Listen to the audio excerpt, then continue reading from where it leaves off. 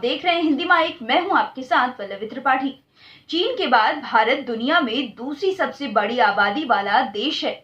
लगातार कहा जा रहा है कि हालात नहीं सुधरे तो देश जल्द ही इस मामले में चीन को पीछे छोड़ देगा। साथ ही लोगों को जनसंख्या नियंत्रण के लिए भी जागरूक किया जा रहा है। इस बीच भारत के पूर्वोत्तर राज्य असम के सीएम हिमंत बिस्वा शर्मा ने एक बड़ा फैसला किया है। उन्होंने कहा कि प्रदेश में 2 से अधिक बच्चों के माता पिता को राज्य सरकार की लाभकारी योजनाओं के फायदे से वंचित किया जाएगा।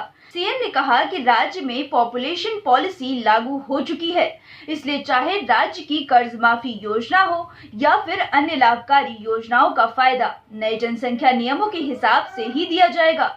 वहीं राज्य के चाय के बागानों में काम करने वाले अनुसूचित जाति एवं जनजाति से जुड़े लोगों पर नई नीति और नियम लागू नहीं होंगे।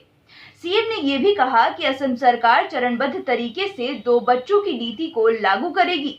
प्रस्तावित जनसंख्या नियंत्रण नीति असम में सभी योजनाओं में तुरंत लागू नहीं होगी, क्योंकि कई योजनाओं का संचालन केंद्र सरकार की ओर से किया जाता है। उन्होंने ये भी कहा कि 1970 के दशक में हमारे माता पिता या दूसरे लोगों ने क्या किया, इस पर बात करने का कोई तुक नहीं है।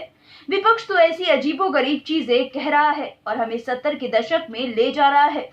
हालांकि असम में प्रस्तावित नई जनसंख्या नियंत्रण नीति प्रदेश में सभी योजनाओं पर तुरंत लागू नहीं होगी, क्योंकि केंद्र सरकार द्वारा भी राज्यों को कई योजनाओं के फायदे दिए जाते हैं।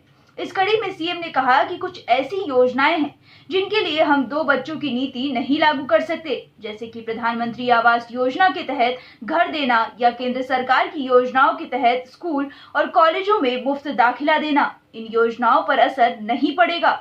मालूम हो कि इसी महीने की 10 जून को सीएम ने राज्य के 3 जिलों पर गहराई से मंथन के बाद बेदखली जैसे मुद्दे पर चर्चा की थी। इसी दौरान सीएम ने अल्पसंख्यक समुदाय से गरीबी को कम करने के लिए जनसंख्या नियंत्रण के लिए सभ्य परिवार नियोजन नीति अपनाने की अपील की थी, ताकि रहने की जगह कम होने का समाधान ढूंढने की दिशा में हो रहे काम में तेजी लाई जा सके। आपको बता दें कि असम में वर्तमान में असम पंचायत अधिनियम 1994 से 2018 में एक संशोधन के अनुसार पंचायत चुनाव लड़ने के लिए न्यूनतम शैक्षिक योग्यता और कार्यात्मक स्वच्छता शौचालय की आवश्यकताओं के साथ 2 बच्चों का मानदंड है। फिलहाल इतना ही। खबरों का सिलसिला यूं ही जारी रहेगा। देश और दुनिया की तमाम खबरों के लिए बने रहिए हमारे साथ और देखते रहिए हिंदी माइक। अगर आप हमारी वीडियो YouTube पर देख रहे हैं तो चैनल को सब्सक्राइब करें और Facebook पर देख रहे हैं तो पेज को लाइक करना ना भूलें।